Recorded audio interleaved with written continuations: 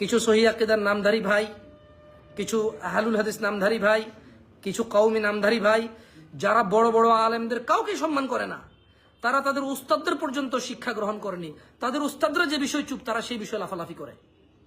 তাদের শিক্ষকরা যে বিষয়ে নীরব চুপ আছে, সবর করতেছে, ধৈর্য ধরতেছে, বোঝার চেষ্টা করতেছে, তারা সেই বিষয়ে এক একজন আইনস্টাইনের চাইতে বড় বড় বিজ্ঞানী হয়ে রিসার্চ করে এরপরে পোস্ট করা শুরু করে দেয় তারা। এবং তারা বুঝাতে চায় যে তারা অমুক শিক্ষকের ছাত্র, তারা বুঝাতে চায় তারা অমুক উস্তাদের শাগরেদ, অথচ তাদের উস্তাদরা এই বিষয়ে নীরব, সবর করে, ধৈর্য ধরে, বুঝার চেষ্টা করে এবং বলার প্রয়োজন মনে হইলে বলে, নালে বলে না। অথচ ওরা এক একজন পিএইচডি করে করে ফেসবুকে পোস্ট করে ভাষায় দেয়। কেমন?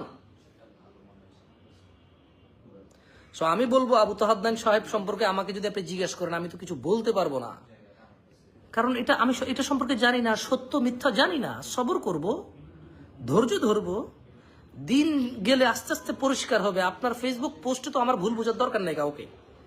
আর আপনার ফেসবুক পোস্ট যে একবারে সত্য ইনভেস্টিগেশনের উপর আপনি করছেন, এরকমও তো না।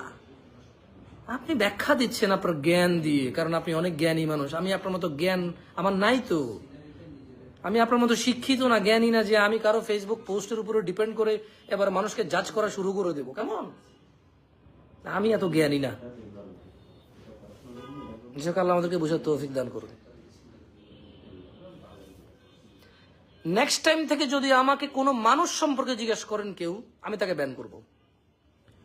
যদি কোনো মানুষের কোনো খারাপ ইনসিডেন্ট বা বাজে ইনসিডেন্ট সত্য মিথ্যা কেউ জানে না, একদম প্রপার ক্লিয়ার না, যদি কেউ আমাকে মেসেজ করে যে অমুক সম্পর্কে বলেন, তো অমুক ঘটনা সম্পর্কে বলেন, I am going to ban you, because it will waste my time. যেমন আপনি আমাকে এই প্রশ্ন করার কারণে আমি একটা টপিকে ছিলাম বিবাহ।